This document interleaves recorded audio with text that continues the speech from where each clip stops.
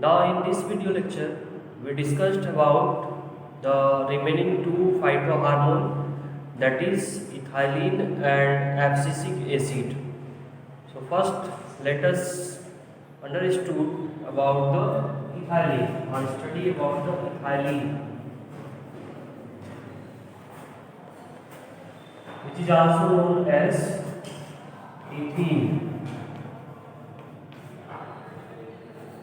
And this is one of the phytohormone which is found in gaseous state. It means it is a gaseous hormone, a gaseous phytohormone.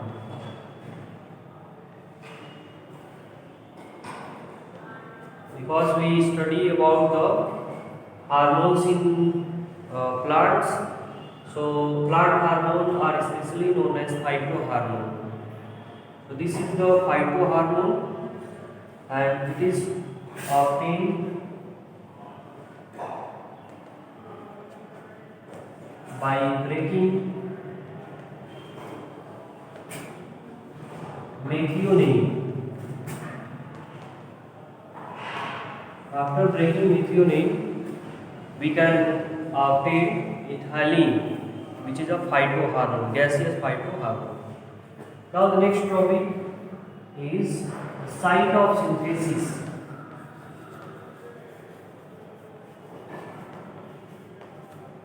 So where it synthesizes in plant's body, so there are some sites where synthesis or formation of ethylene take place.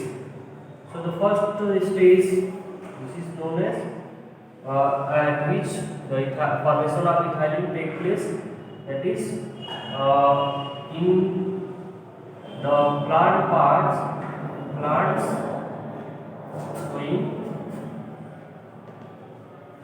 senescence.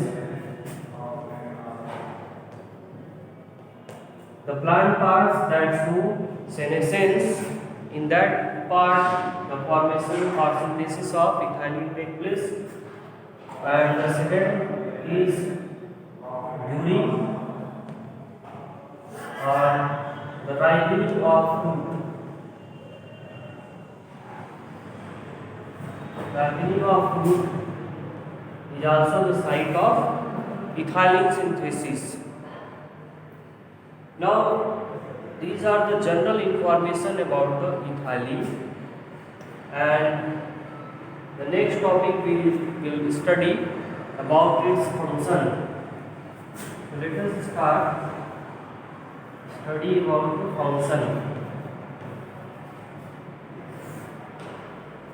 So ethylene has property of both the property of growth promoting activity as well as growth inhibiting activity. So in its function we will discuss both kind of activity, that is growth promoting activity as well as growth inhibiting activity. So the first function of the ethylene is it promotes senescence.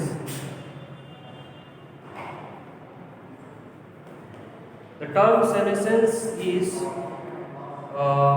give the meaning of aging. It means when the plants becomes old, that process is called senescence. It means after ripening of fruit inside the plant, on a plant's body, the plant proceed towards to become old or to become dead. So that process is called senescence, and it can be promoted by the phytohormone known as ethylene. It also promote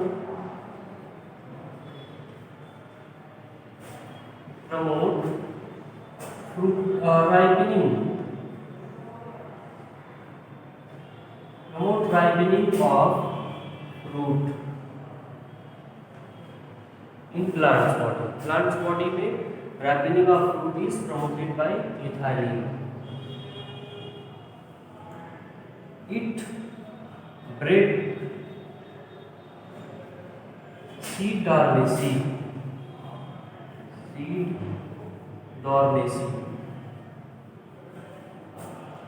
C-dormancy is also a growth inhibiting activity. So we have discussed in earlier video lecture about the seed dormancy, that the ability of seed to resist germination, it is called seed dormancy. So ethylene is responsible to break the seed dormancy. It means after breaking of seed dormancy, the seed start to germinate. Now the next function of ethylene is to promote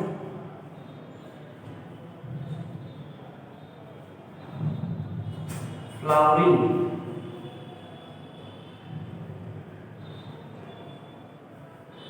female flowering, especially it promote female flowering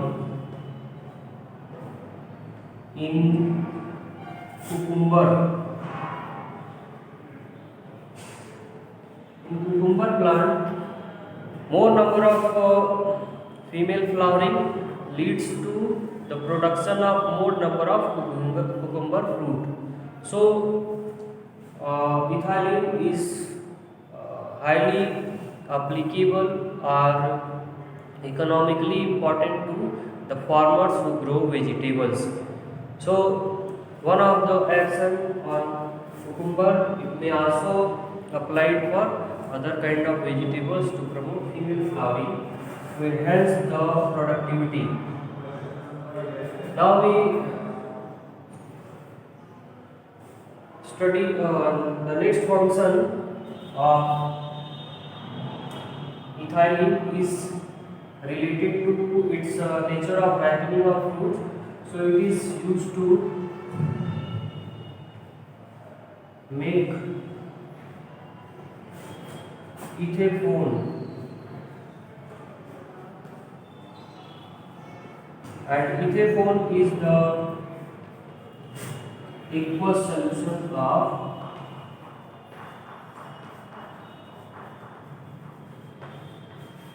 ethylene. It means ethylene is when dissolved in water, that make a solution which is known as ethaphone, and this ethaphone is used by the farmers for ripening of fruit. It means it is responsible or applied to raw fruit to become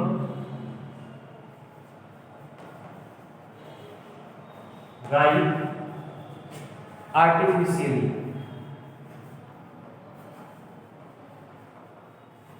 It means artificial propagation of artificial ripening of fruit can take place with the help of ethaphone, which is the aqueous solution of ethylene. So this is all about the ethylene, and the next topic or the next phytohormone is abscisic acid. So let us start the next, that is abscisic acid. Now the abscisic acid, which is a growth inhibitor, in mid 1960 it was observed a 3 growth inhibitor, that is inhibitor B abscission, second, and the third is known as dormine, and these together known as the abscisic acid. Later on, these compounds are commonly known as abscisic acid, and abscisic acid play an important role of growth inhibitor. So now let us start with the function of abscisic acid. Function of abscisic acid. the action of ABE. So the first function, that is activity for growth inhibitor, that means it promotes senescence. The process of senescence, we have discussed that it is the process of aging. It means due to the abscisic acid, the plant's body becomes old. The next function is it promotes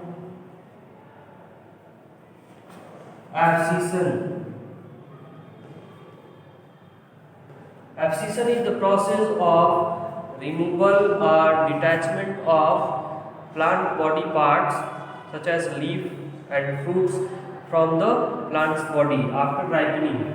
So after ripening or after leaf becomes old, suppose this is a plant body, and from the plant body there is the attachment of leaf.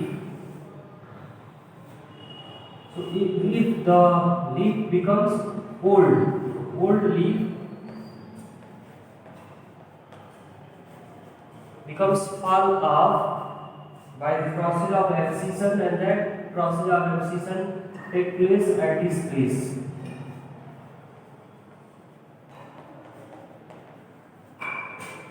So abscisic acid also promote abscission.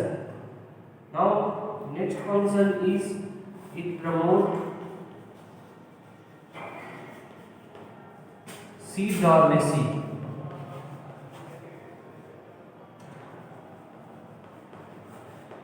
It means the seed becomes not able to germinate, and this seed dormancy can be promoted by abscisic acid by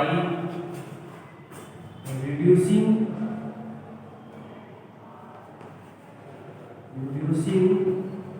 the activity of or effectiveness of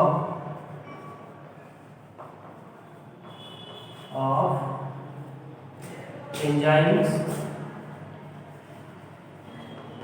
responsible for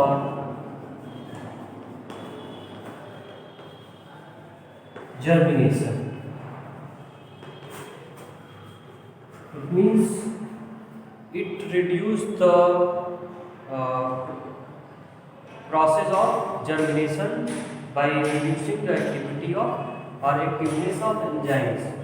So the process of germination requires a number of enzymes, and that enzymes need to be active. But due to the abscisic acid, these enzymes remain inactive, so no germination of seed occurs, and that process is called seed dormancy. Now the next is it responsible for